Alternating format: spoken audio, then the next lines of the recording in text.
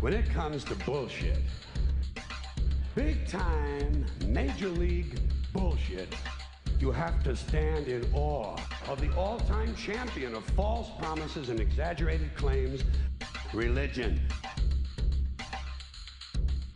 Think about it. Religion has actually convinced people that there's an invisible man living in the sky who watches everything you do every minute of every day. And the invisible man has a special list of 10 things he does not want you to do. And if you do any of these 10 things, he has a special place full of fire and smoke and burning and torture and anguish where he will send you to live and suffer and burn and choke and scream and cry forever and ever till the end of time. But he loves you.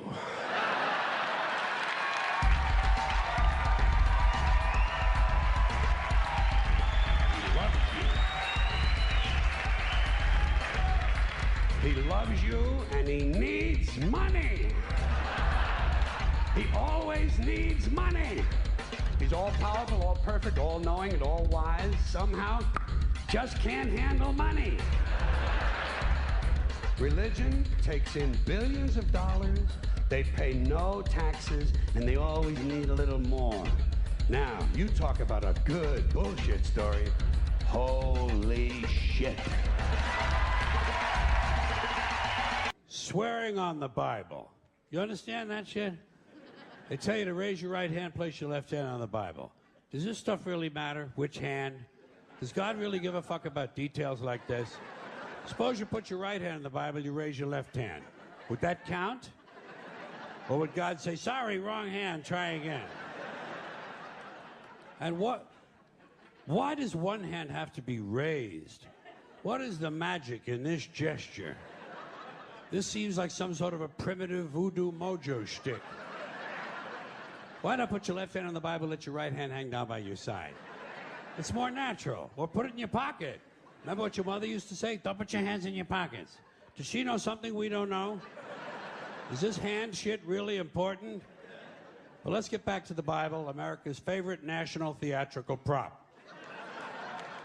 Suppose the Bible they hand you to swear on is upside down, or backward, or both, and you swear to tell the truth on an upside-down, backward Bible. Would that count? Suppose the Bible they hand you is an old Bible and half the pages are missing. Suppose all they have is a Chinese Bible in an American court, or a Braille Bible and you're not blind. Suppose they hand you an upside-down, backward Chinese Braille Bible with half the pages missing.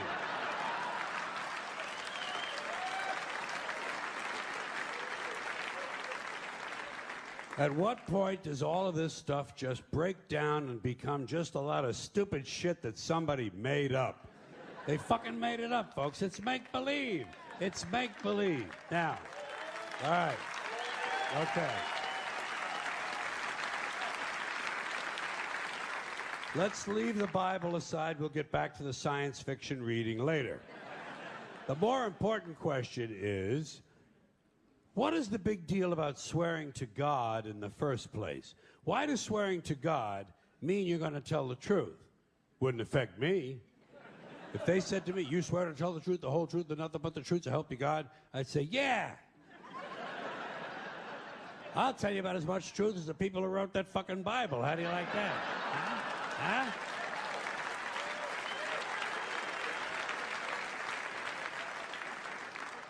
Swearing on the Bible doesn't mean anything. It's kid. Swearing to God is kid stuff. Did you remember when you were a kid? If you told another kid something he didn't quite believe, he'd say, "You swear to God?" I would always say, "Yeah, I swear to God," even if I was lying. Why not? What's going to happen if I lie? Nothing. Nothing happens if you lie, unless you get caught, and that's a whole different story. Sometimes a kid would think he was being slick with me, and he'd say, "You swear on your mother's grave?" I'd say, "Yeah. Why not? First of all, my mother was alive. She didn't even have a grave. Second of all, even if she was dead, what's she going to do? Rise from the grave and come and haunt me? Come and haunt me?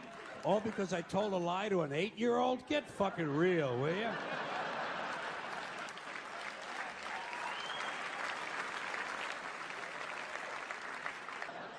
Swearing to God doesn't mean anything. Swearing on the Bible doesn't mean anything. You know why? Because Bible or no Bible, God or no God, if it suits their purposes, people are going to lie in court. The police do it all the time. All the time. Yes, they do. It's part of their job to protect, to serve, and to commit perjury whenever it supports the state's case.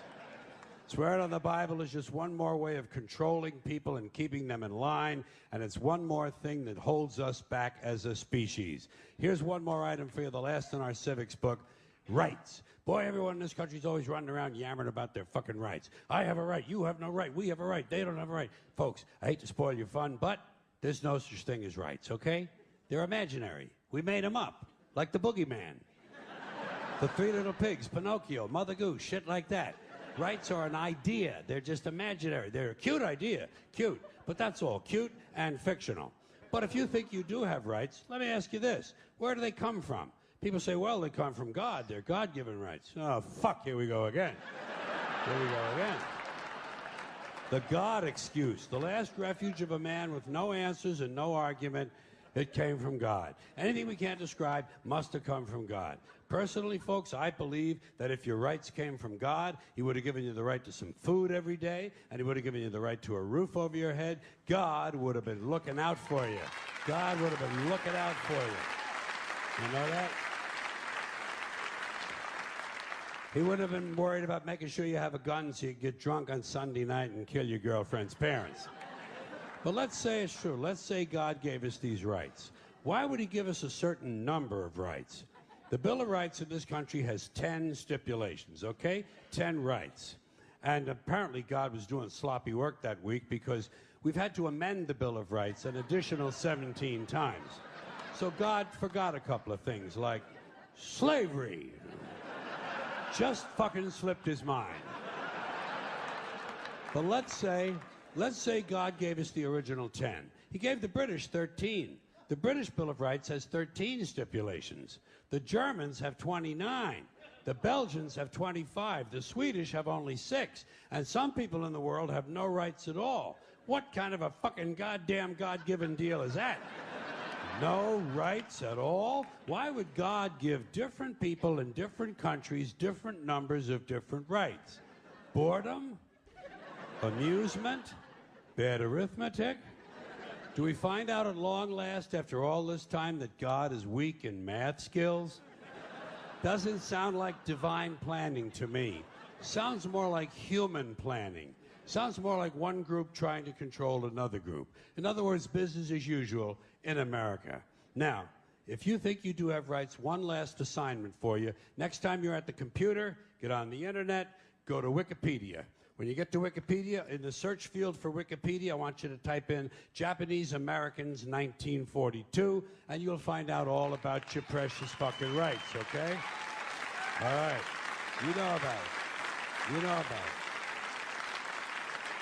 it. Yeah. In 1942, there were 110,000 Japanese American citizens in good standing, law-abiding people who were thrown into internment camps simply because their parents were born in the wrong country. That's all they did wrong. They had no right to a lawyer, no right to a fair trial, no right to a jury of their peers, no right to due process of any kind.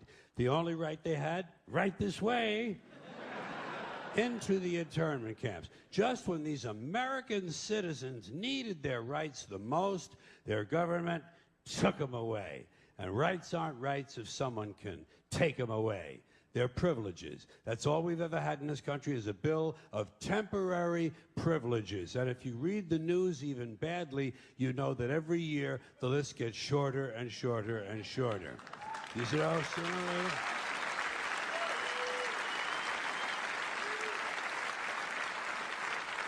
Yeah. Sooner or later, the people in this country are going to realize the government does not give a fuck about them. Government doesn't care about you or your children or your rights or your welfare or your safety. It simply doesn't give a fuck about you. It's interested in its own power. That's the only thing, keeping it and expanding it wherever possible. Personally, when it comes to rights, I think one of two things is true. I think either we have unlimited rights or we have no rights at all. Personally, I lean toward unlimited rights. I feel, for instance, I have the right to do anything I please. But if I do something you don't like, I think you have the right to kill me. So where are you going to find a fairer fucking deal than that? So the next time some asshole says to you, I have a right to my opinion, you say, oh yeah? Well, I have a right to my opinion, and my opinion is you have no right to your opinion. Then shoot the fuck and walk away. Thank you.